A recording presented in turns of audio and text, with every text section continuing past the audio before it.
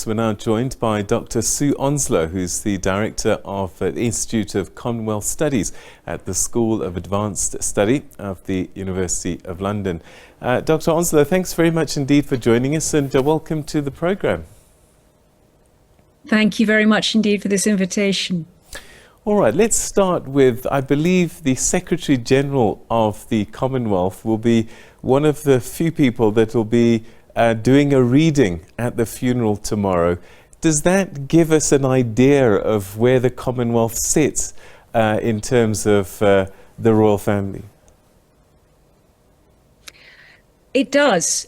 It's certainly a mark of the Queen's enormous affection and respect and investment in the Commonwealth, her favourite international organisation, and which she regarded as one of her most important legacies. So the symbolism of Baroness Patricia Scotland, the Secretary General, making that reading very much marks the commitment of the Queen over her 70-year reign.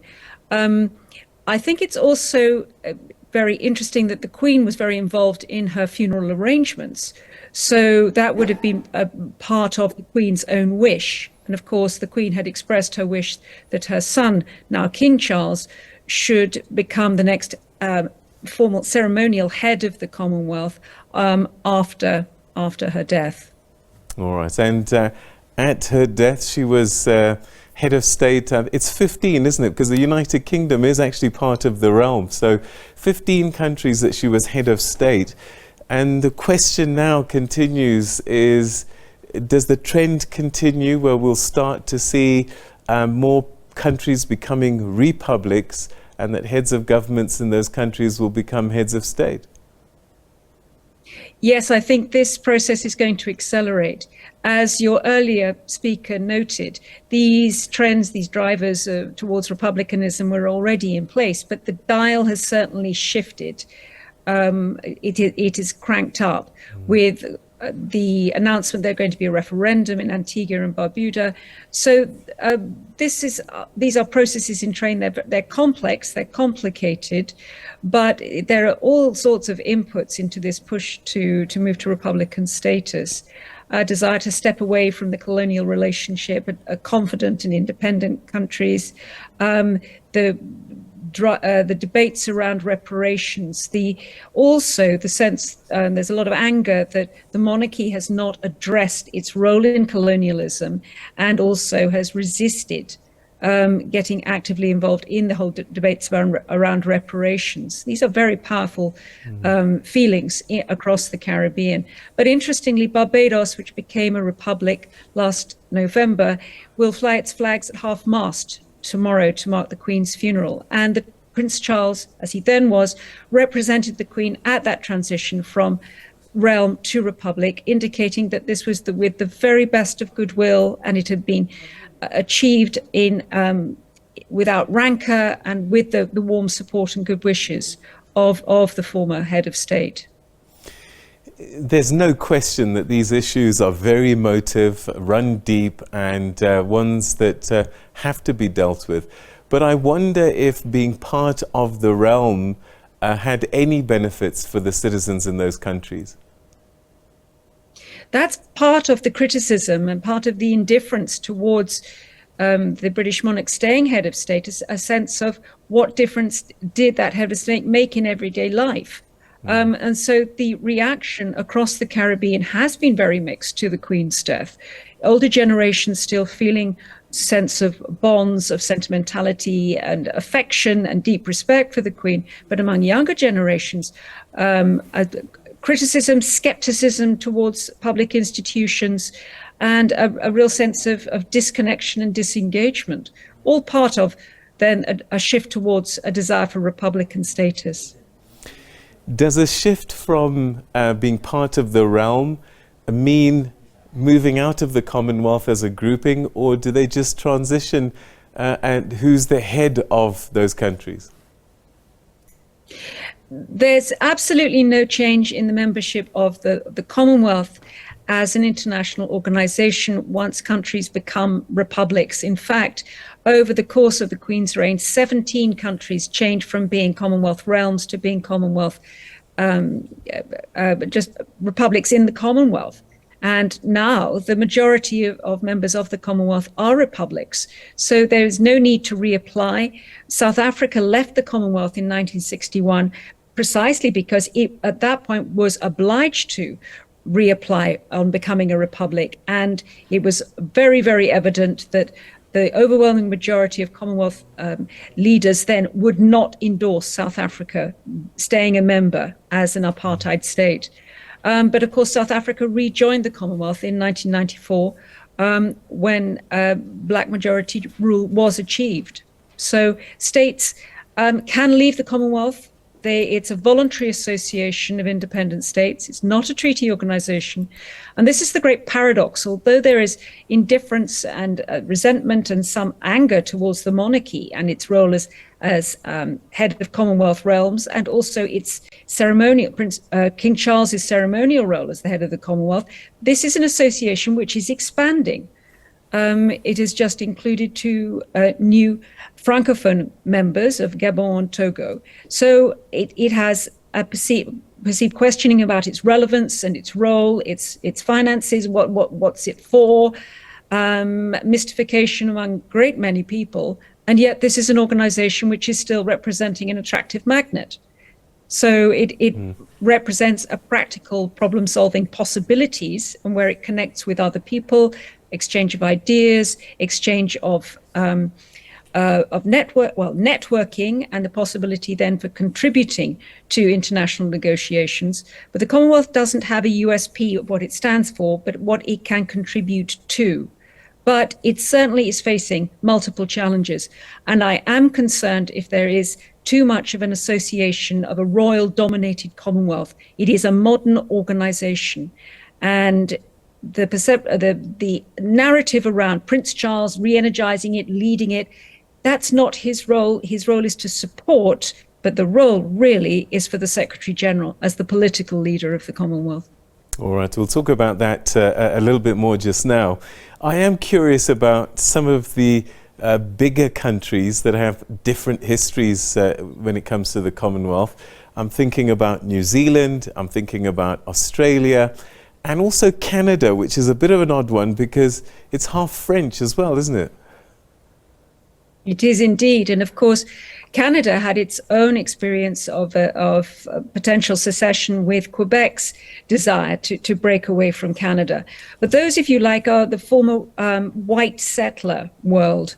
And Republican feeling is strong in Australia, although the current Prime Minister, Anthony Albanese, has said that he will not hold a referendum on whether Australia becomes a republic for his first term of office. New Zealand has tended to be more monarchist, although and still valuing the connection with the British monarch, despite that great physical distance, and Canada too. So different parts of the globe have a different senses of continued affiliation, different ties. Education ties have become more diminished. The Commonwealth, of course, is not the trading organization it was in, say, the 50s and the 60s. Where at that point, Britain shifted towards the European Economic Community, the EU. And there have been misplaced debates in the United Kingdom that the Commonwealth could represent again a platform for renewed global Britain. Well, the overwhelming majority of Commonwealth members did not want Britain to leave the EU precisely because of its enhanced power and access that it gave. So any debate or arguments in the Conservative Party on certain elements of it that they could reconnect with the Commonwealth, well, that doesn't have any traction. And I think it's dangerous because it presents a myth of the Commonwealth, which this modern organization, which has limited resources, limited reach, it has viability, it offers access and support for small island states, but there shouldn't be excessive emphasis or hopes or investment in what the Commonwealth can do. People should be realistic about it. As a citizen of a Commonwealth nation, what's in it for me? I know a long time ago, if you were under 25, you could get a Commonwealth visa and go and work in the United Kingdom for 2 years or something like that. All of that has changed. So the question now becomes, what's in it for me now? I know. Well, indeed. And I was talking to a South African 2 days ago about the difficulties that he's having, or the length of time that it's taking to get a visa to come to the United Kingdom. And of course, that was one of the great debates underpinning Britain's desire to leave the European Union was about migration. And the relationship between Britain and India is also made problematic because of India's desire to settle the visa issue, that there should be a more generous arrangement of visa and movement of business and also of peoples. So, as you say, what's in it for you? This is the arguments about the lack of relevance of the Commonwealth to people's everyday lives. And yet, at the Kigali summit, I was looking at the range of debates among the 6,000 plus delegates who were there, who were debating questions around modern slavery. They were debates around LGBTI rights, debating about press freedoms. They were debating also about the let's face it, it's an existential challenge about climate change and what can be done in practical terms. So these are all relevant to young people, but I completely take your point in terms of day-to-day lived experience.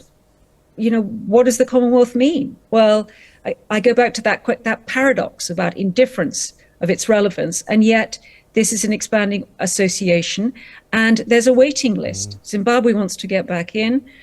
South Sudan is also interested, as is the Kingdom of Morocco. Now, that's a difficult circle to square. I know we've talked about it. I've run out of time, sadly, but I do want to ask this question. Sometimes an institution actually is more the personality at the front of it than the actual institution itself. I wonder, with the Queen not there, because for me, the Commonwealth, I thought of the Queen. I'm not so sure that I'll think of King Charles when I think about the Commonwealth going forward. You're absolutely right to say that there had developed this fusion in people's minds between the Queen as the symbol and the person and the Commonwealth. And that reflected her lifelong devotion and energies and attention that she gave to the Commonwealth, and the way in which she used royal diplomacy at critical points in its interests, and was a very effective, quiet advocate, and having a quiet word in the back of the car or in individual meetings. So I completely understand that there isn't the same fusion in people's minds of King Charles with the Commonwealth, which is not necessarily a bad thing, because it could be argued that the Commonwealth as a modern association really could do without a ceremonial head. If you were to replace King Charles, the ceremonial head, who would it be with? Would it be a rotating headship? Who would pay for it? How would you choose? And how long would they serve for? That would open a whole can of worms about, well, what are you going to do if you needed it? I think there are too many heads, actually, in the Commonwealth, because there's also the chair in office, which is a problematic role. So the British monarch under Queen Elizabeth and now as King Charles lent their service and support, and will continue to do so. I do think that King Charles is up to the job. He's done he's represented his mother at any number of Commonwealth events, meetings, heads of government meetings. He's handled situations which required great sensitivity and diplomacy and political judgment. But he's facing a multiplicity of challenges, as is the modern Commonwealth. I don't want to pretend that this is going to be a walk in the park, because it isn't. Yeah, we just have to make sure that we get a pen that works well for him. That's where we'll leave it. Oh, poor man. I know. Of the huge stress he's under. Totally. And not enough people are remembering this is a 73-year-old man who has been put through an extraordinary battery of events, traveling, and also he's just lost his mother. You're so right. You're so right. I couldn't do it. Yeah. I couldn't do it. You're so right. So, I have to show up you know, every single day. respect Dr. Sue Onslow, always great talking to you. Thank you so much indeed for joining us this evening. Thank you for the invitation again. A pleasure to talk to you. Good night. All right, that's Dr. Sue Onslow, who's the director of the Institute of Commonwealth Studies at the School of Advanced Study at the University of London.